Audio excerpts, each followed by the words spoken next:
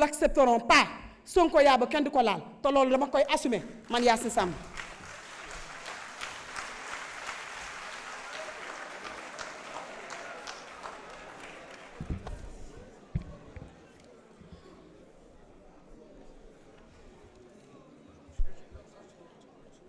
Madame Ndeye Marie Sané n'a qu'à se préparer.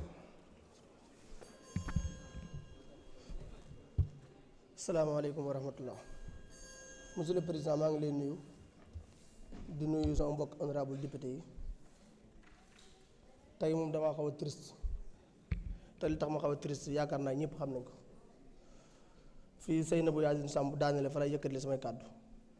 dama ne woon bala maa gëm ne projet de loi bii gouvernement bi maître Moussa Sarr la ñu yónni mu di ko défendre dama koo gis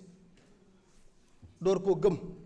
tey jii maa ngi door a jàkkaarloo maître Moussa Sarr gëm ne moo ñemee ñëw défendre projet de loi bii xam nga lu tax dafa bokkoon ci nit ñi ba gën a naw ci Sénégal bi président Ousmane Sonko defee sortem bi muy jàkkaarloo ministre yi propos yi mu jëloon jëmee ko ci moom sax d'accord mu ci woon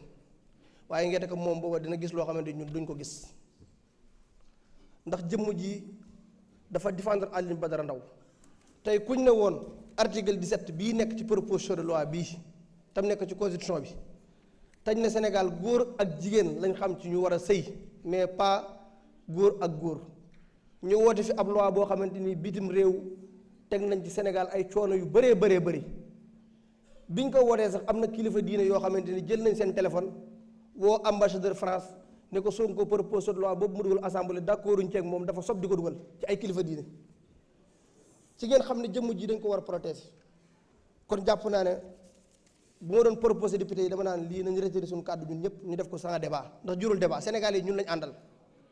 te bala ngeen xam ne Sénégal yi ñun lañ àndal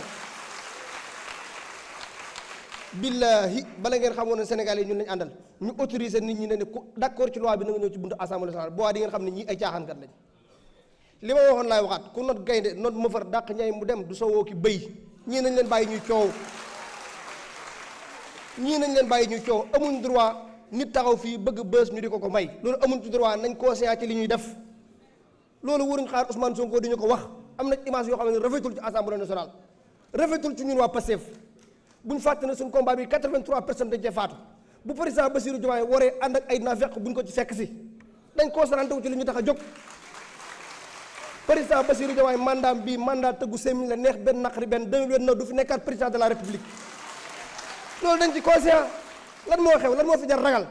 fii dara xewu fi ku waral kuy defal leneen dañ concentré wu ci li ñu tax a jóg li ñu tax a jóg mooy li tax a jóg Sénégalais yi ñun lañ àndal waral ñu 54% teg fi Diomaye mun ta fexe ba joxoñ ñu ko Sonko daf ko joxoñ ku ci d'accord moo am ku ci d'accord moo am maître Moussa Sarr Alioune Badara fa mu tëdd wallahi bàmmeel ma nga yëngu bu jàkkaarloo yow dina rus am na ci loo xam ne nguur jëru ko asalaamaaleykum wa rahmatullah.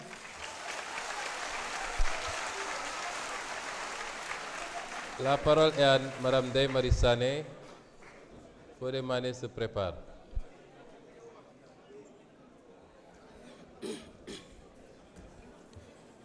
Merci Président. Asalaamaaleykum maa ngi leen di nuyu yéen ñëpp ku ci nekk turam ak santam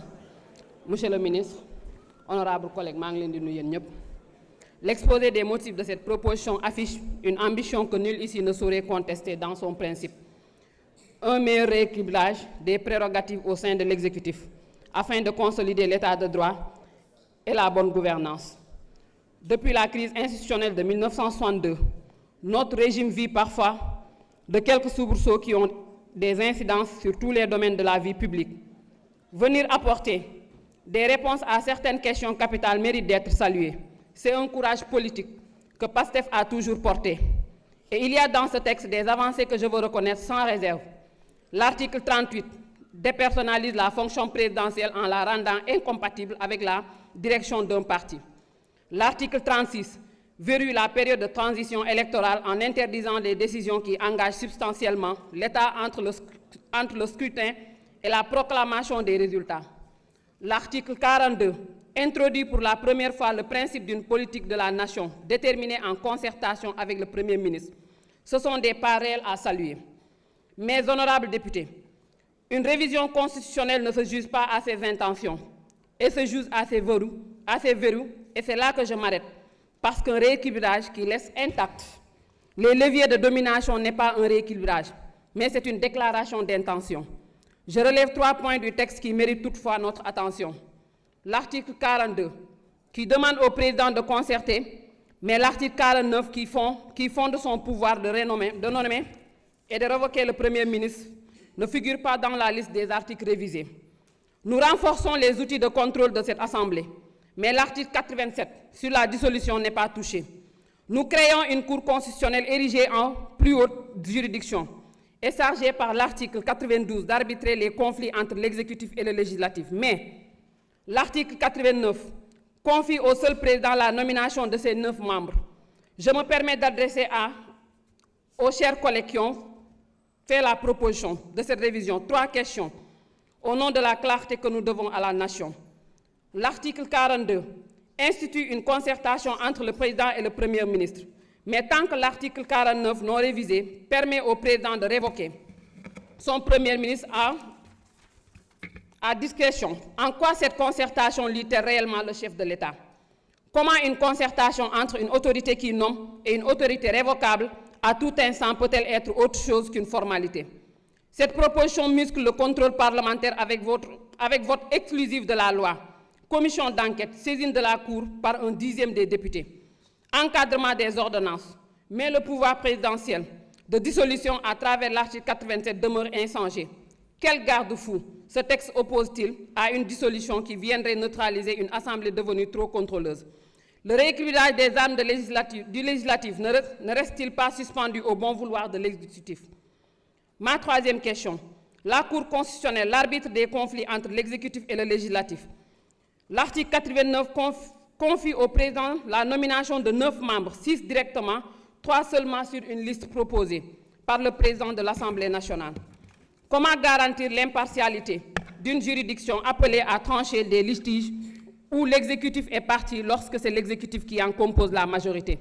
Honorables collègues, je ne pose pas ces questions contre ce texte. ay dictateur lañ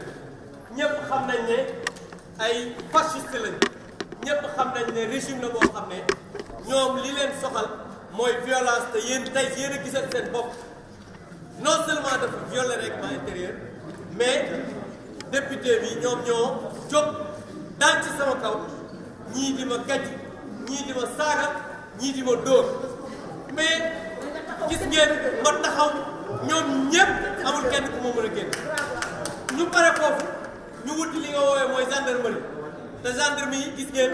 dañoo encagoulé wu parce que ñoom loolu la ñu xam violence la ñu xam mais bi ñu ñëwee ñun aussi dama bëgg wax Sénégal ne bu desoon benn nit ñaari nit dañuy taxaw xeex su desoon benn nit dañuy taxaw ndax ñun ay combattants de la liberté lañ